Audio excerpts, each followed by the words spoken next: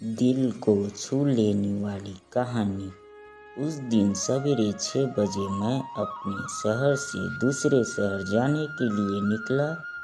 मैं railway station पहुंचा पर देरी से पहुंचने के कारण मेरी ट्रेन निकल चुकी थी। मेरे पास 9:30 बजे की ट्रेन के अलावा कोई चारा नहीं था।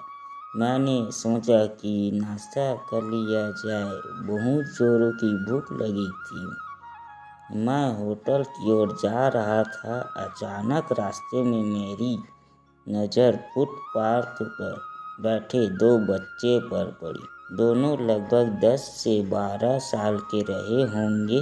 बच्चों की हालत बहुत खराब हो चुकी थी। कमजोरी के कारण अस्थि-पिंज साफ दिखाई दे रहे थे। वे भूखे लग रहे थे। छोटा बच्चा बड़े को खाने के बारे में पूछ रहा था। बड़ा उसे चुप कराने की कोशिश कर रहा था। मैं अचानक रुक गया। दौड़ती भागती जिंदगी में ठहर सा गए। जीवन को देखा, मेरा मन भर आया। सोचा इन्हें कुछ पैसे दे दिए। मैंने उन्हें 10 रुपये देकर आगे बढ़ गया। तुरंत मेरे मन में एक विचार आया, कितना कंजूस हूँ मैं। 10 रुपये क्या मिलेगा? चाय तक ढंग से नहीं मिलता। स्वयं पर शर्म आई। फिर वापस लौटा। मैंने बच्चों से कहा, कुछ खाओगे? बच्चे थोड़े असमंजस में पड़। मैंने कहा, बेटा मैं नाश्ता करने जा रहा हूँ, तुम भी कर लो। वे दोनों भूख के कारण तैयार हो गए। उनके कपड़े गंदे होने से होटल वाले ने डांट दिया और भगाने लगा। मैंने कहा, भाई साहब उन्हें जो खाना है वो उन्हें दो, पैसे मैं दूंगा।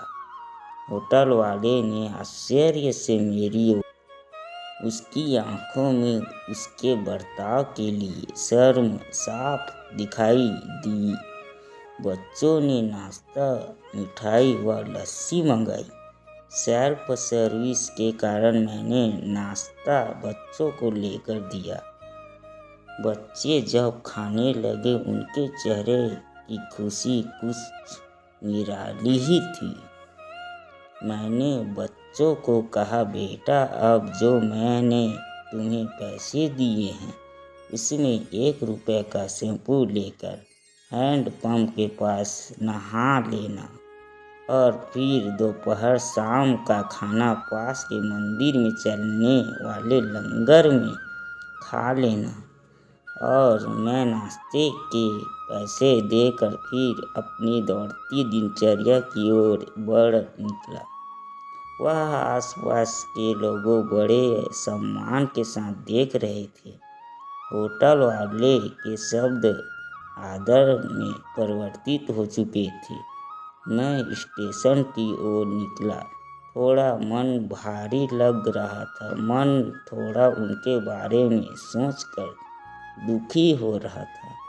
रास्ते में मैं मंदिर आया। मैंने मंदिर की ओर देखा और कहा, हे भगवान आप कहाँ हो?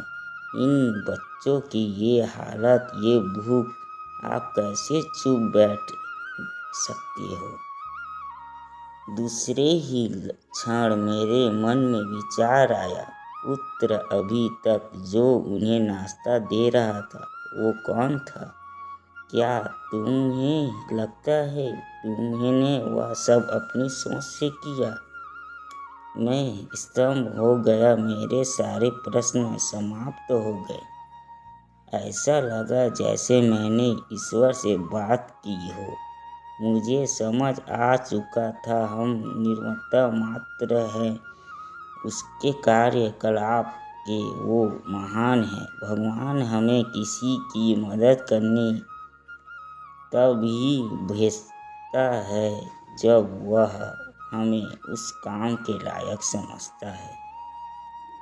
किसी मदद को मानकर वैसा ही है जैसे भगवान के काम को मना कर।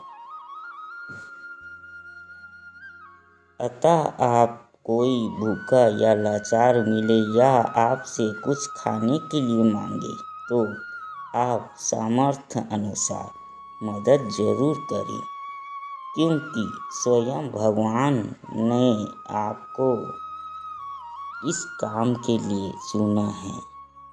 चलिए आज की सुहानी सुबह का शुभ आरंभ करें, कुछ इसी संकल्प के साथ कि भिक्षुवृत्ति को हम बढ़ावा ना दें, लेकिन आश्चर्य, लालच और भूखे की मदद हम जरूर करें। ईश्वर से प्रार्थना हमें सद्बुद्धि प्रदान करे और इस लायक बनाए। कहानी पसंद आया हो तो आप लाइक एंड सब्सक्राइब कीजिए। धन्यवाद।